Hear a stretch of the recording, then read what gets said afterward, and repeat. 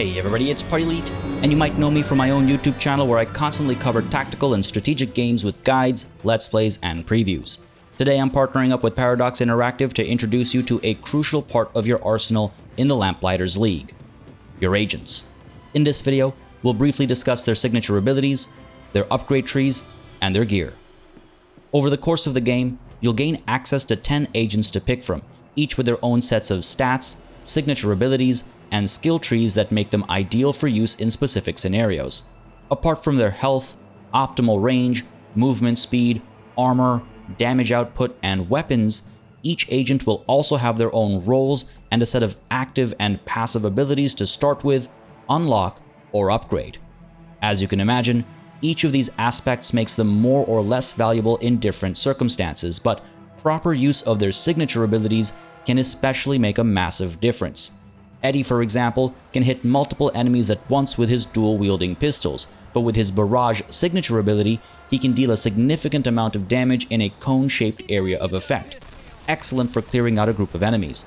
Ingrid operates in melee, and her signature onslaught ability deals damage to and inflicts the knockdown status upon all adjacent enemies.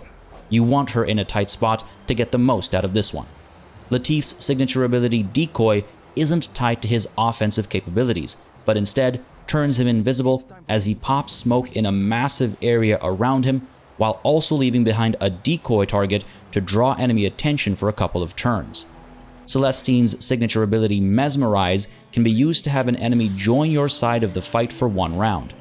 Alexandrite's signature ability, Beckon, is also a way to get some additional help on the battlefield, but the two phantasms they summon act independently, slowly fading over time. Anna Sophia, as the combat medic, can use her Restore signature ability to heal all allies within a significant area of effect.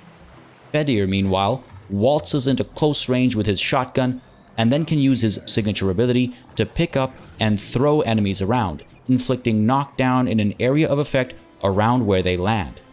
Tianyi, armed with sword and pistol, is able to use his Steel Tempest signature ability to dash to a location without triggering Overwatch, slashing all enemies along the way with his sword.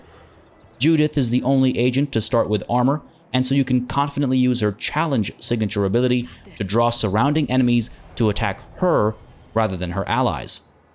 This works on a fairly significant area of effect and even reduces Judith's stress.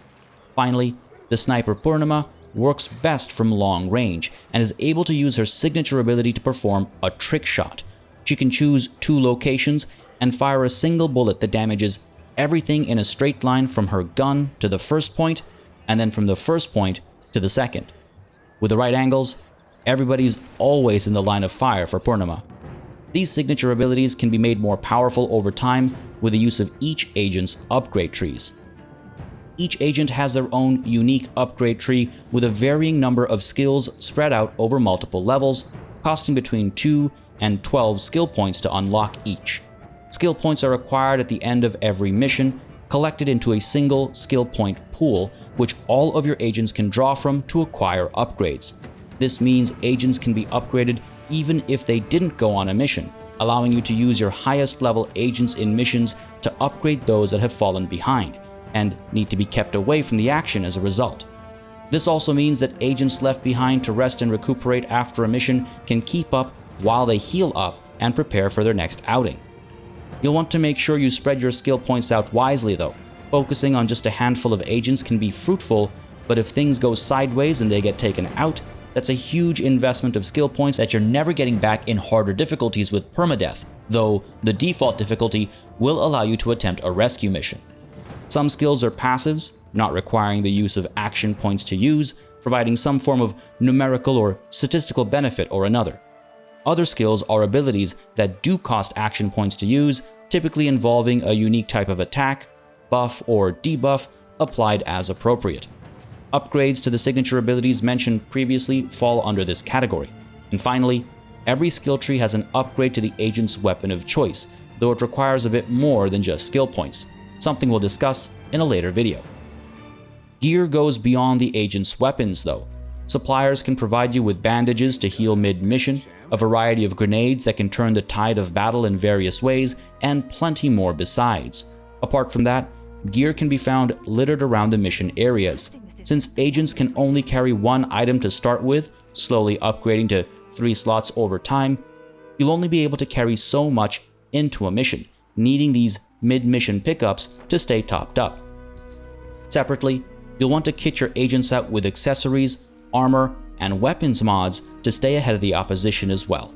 And then there's the mysterious undrawn hand, a topic for another time. Don't forget to subscribe to this channel and tune in to the next video as we dive into a mission and see how these agents behave when infiltrating behind enemy lines.